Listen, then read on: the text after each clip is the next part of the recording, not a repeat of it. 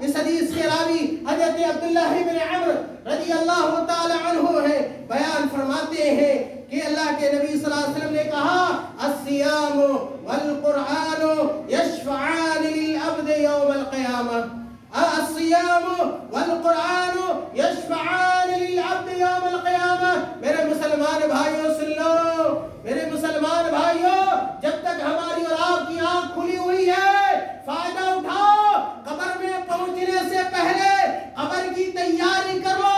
قبر کا مرحلہ بڑا خطرناک ہونے والا ہے اور بہت ہی نازک مرحلہ ہوگا، اور وہاں کوئی آدمی بلا اللہ کی توفیق اور بلا اپنے اعمال صالحہ سے اپنی بچاؤ نہیں کر پائے گا، اپنا دفاع نہیں کر پائے گا۔ یہ دنیا دار العمل ہے، عمل کا کی یہ زندگی ہے اور عمل کا یہ گھر ہے، اس لیے عمل کرو۔ روزے کی اہمیت کو جانو، رمضان کی اہمیت کو جانو۔ دیکھو اللہ کے نبی صلی اللہ علیہ وسلم نے کیا کہا، الصیام والقرآن یشفعان للعبد یوم القیامہ۔ یہ روزہ، یہ قرآن جو آج دکانوں میں وہاں لپٹا پڑا ہوا ہے، اور یہ قرآن آواز لگاتا ہے، پکارتا ہے زبان حال سے کہ آؤ میری تلاوت کرو، مجھے کھولو، مجھے پڑھو، میرے معنی کو سمجھو، مجھے اپنی زندگی کے اندر داخل کرو۔ میرے بھائیوں، اگر ہم یہ قرآن پڑھیں گے جو آج تقریباً ہر مسجد کے اندر موجود ہے، لیکن پڑھنے والے میرے بھائیوں نقا ہے، بہت کم ہے۔ آج ہمارے گھروں کے اندر ٹیلی ویژن ہے، آج ہر گھر میں اور ہر آدمی کے پاس موبائل ہے، پتہ نہیں کیا کیا ہے، سب کام کے لیے ہمارے پاس وقت ہے، لیکن اگر نہیں ہے تو اللہ کے کلام کے لیے نہیں ہے، اللہ کی کتاب کے لیے نہیں ہے، اور اس قرآن کریم کے لیے نہیں ہے۔ حالانکہ یہ روزہ اور یہ قرآن ہی ہمارے لیے فائدہ مند ہے، سود مند ہے، اور جہنم سے ہمیں بچا سکتا ہے۔ اللہ کے نبی صلی اللہ علیہ وسلم نے کہا یہ روزہ، یہ قرآن اپنے پڑھنے والوں کے لیے دن قیامت میں شفاعت کرے گا، شفاعت کرے گا، شفاعتی بن جائے گا۔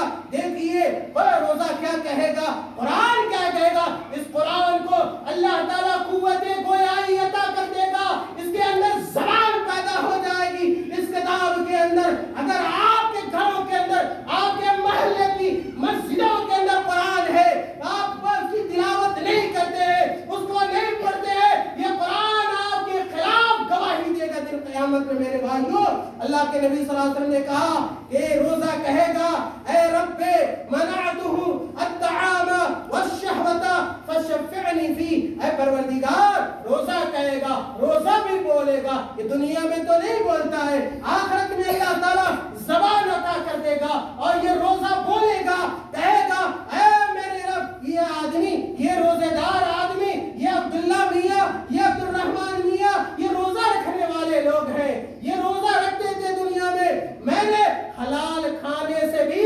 رمضان کے دنوں میں اسے روکے رکھا، اور حلال طریقے سے اپنی شہوت پوری کرنے سے روکے رکھا۔ رمضان کے دن میں اسے خواہش ہوتی تھی کہ اپنی بیوی سے ملے جو منقوہ تھی، جو حلال تھی، اس کے باوجود اس نے روزے کا احترام کیا، رمضان کا احترام کیا، اور جائز طریقے سے بھی اپنی خواہش کی، خواہش نفس کی، اس نے اپنی شہوت کی تکمیل نہیں کی۔ یہ روزہ کہے گا، اسی طرح قرآن کہے گا منعتو النوم، اے میرے پروردگار، یہ تیرا بندہ ہے جو دنیا میں تیری کتاب کا تلاوت کیا کرتا تھا، رات ہوتی تھی، نیند آتی تھی، اونگ آتی تھی، یہ آدمی سوتا نہیں تھا، یہ آدمی کروٹیں بدلتا رہتا تھا اور تیرے کلام کو پڑھتا رہتا تھا، تیرے کلام کی تلاوت کیا کرتا تھا۔ اے اللہ، روزہ کہے گا، قرآن کہے گا اے اللہ، اس کے حق میں میری گواہی مان لے، میری شفاعت کو قبول کر لے۔ میرے بھائیوں، اللہ کے نبی صلی اللہ علیہ وسلم کہتے ہیں کہ اللہ تعالیٰ روزے کی سفارش کو بھی قبول کر لے گا، اور قرآن کی سفارش کو بھی قبول کر لے گا، اور روزے دار بھی بخش دیے جائیں گے، اور قرآن کی تلاوت کرنے والا آدمی بھی میرے بھائیوں معاف کر دیا جائے گا، اس کے گناہ بھی بخش دیے جائیں گے۔ آخری بات یہ ہے کہ رمضان مبارک کا مہینہ دعاؤں کا مہینہ ہے، میں نے کہا دعاؤں کا مہینہ ہے۔ اللہ کو بلانے کا مہینہ ہے، اللہ کو پکارنے کا مہینہ ہے۔ میرے بھائیوں، آپ دین کی طرف آؤ، اسلام کی طرف آؤ، قرآن کی طرف آؤ، حدیث کی طرف آؤ، اپنے نبی کی سنت پر عمل کرو، اپنے نبی کے صحابہ کی سنتوں پر عمل کرو، جو صراط مستقیم ہے اس پر قائم ہو جاؤ، جو توحید کا راستہ ہے اس راستے پہ آ جاؤ، اور اللہ تعالیٰ سے معافی مانگو، اللہ سے دعائیں کرو، اس لیے کہ روزہ دار کی دعاؤں کو اللہ تعالیٰ واپس نہیں کرتا ہے یا رد نہیں کرتا ہے۔